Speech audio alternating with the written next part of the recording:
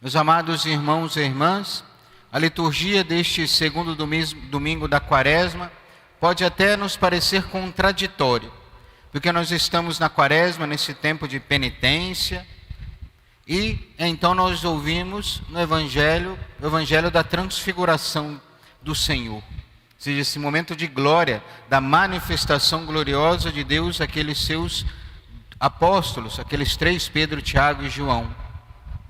Mas o Senhor, antes de transfigurar diante deles, tinha então anunciado a sua paixão. Então, para fortalecer a fé daqueles apóstolos, o Senhor transfigurou na frente deles, porque na transfiguração estava então o objetivo de toda a vida, para onde eles deveriam olhar, que é então a ressurreição de Jesus. Ou seja, nós estamos nesse caminho quaresmal para vivenciar a paixão de Jesus, mas tendo olhar então na ressurreição do Senhor. Nós chegaremos lá, mas devemos passar pelo mesmo caminho que o Senhor, que é o caminho então da crucificação, da morte. Então por isso, esse Evangelho no início também da Quaresma, no caminhar da Quaresma, para nos colocar então de frente ao nosso objetivo, que nós vamos caminhar para lá, para a ressurreição. Mas a primeira leitura do Gênesis, do livro do Gênesis, a qual nós ouvimos, também nos coloca neste caminho. Porque nós ouvimos então o sacrifício, às vezes ouvimos o sacrifício de Isaac, mas no fundo é o sacrifício de Abraão, porque é ele que oferece Isaac então em sacrifício. Se nós lembrarmos, Abraão então foi escolhido por Deus para constituir um povo, para sair da sua terra e no abandono da fé em Deus, ia então caminhando errante até aquela terra onde Deus ia prometer a constituição de um povo e uma grande descendência. E Isaac é esse filho prometido por Deus. Então imaginemos, Abraão sai da sua terra com a fé em Deus profunda, na promessa que Deus tinha feito, e Deus manda o filho da promessa. Mesmo ele, Sara, sua esposa, estando na velhice, Deus manda. Ou seja, como que ele não amava aquele filho da promessa por Deus. Mas Deus pede então que ele sacrifique esse filho. Mas ele não pergunta, não questiona a Deus o porquê daquilo, e ele vai. Isaac então se torna então prefiguração do sacrifício de Cristo.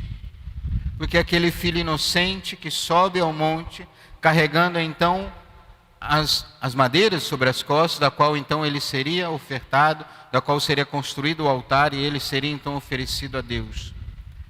Inocente, que leva os instrumentos então da sua morte, assim como nosso Senhor, para ser sacrificado.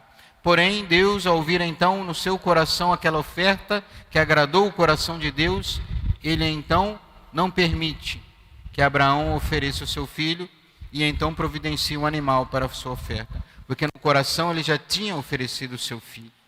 Ou seja, nesse caminho quaresmal nós somos obrigados e somos chamados, mais do que obrigados, na nossa liberdade, nós somos chamados então a ofertar então aquilo que muitas vezes pode ser o que é mais precioso para nós. Assim como Abraão ofereceu o seu filho, nós somos obrigados então, somos chamados e convidados a oferecer toda a nossa vida a Deus, neste caminho, vislumbrando aquilo que teremos pela frente, a ressurreição. Ou seja, não vamos parar simplesmente nas cruzes, no sacrifício, mas nós devemos passar por isso, assim como nosso Senhor passou. Ou seja, o Senhor quer acalentar o nosso coração, por esta liturgia, mas também deve e quer nos fortalecer então nos nossos sacrifícios diários, na nossa oferta diária, de tantos Isaques que temos que oferecer na nossa vida,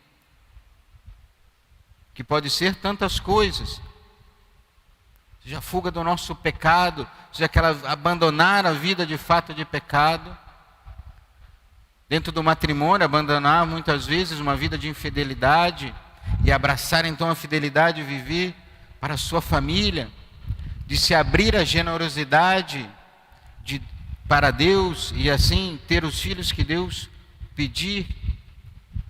Ou seja, tantas coisas que vamos oferecendo a Deus. Mas pensemos que não devemos oferecer só aquilo que nos afasta de Deus, ou seja, o nosso pecado. Porque Isaac não era para Abraão uma ocasião de pecado. Pelo contrário, era sinal da aliança que Deus tinha feito com o seu povo, da promessa que Deus tinha feito com o seu povo. Ele ofereceu algo que era seu, que era bom, era um filho. Ele oferece isso a Deus livremente. Nós devemos oferecer então toda a nossa vida, a nossa vontade, os nossos planos, os nossos sonhos, tudo na mão de Deus, para que Ele nos conduza neste caminho, até chegarmos então à ressurreição, mas que devemos passar por essas cruzes, por essa oferta que temos que fazer a Deus.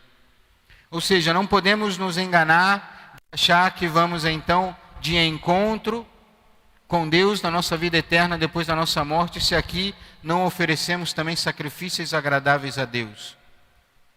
Se nossos sacrifícios diários não forem oferecidos a Deus.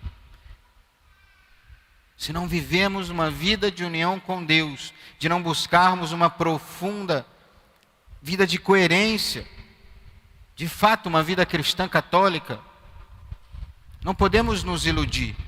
É fácil? É claro que não é fácil.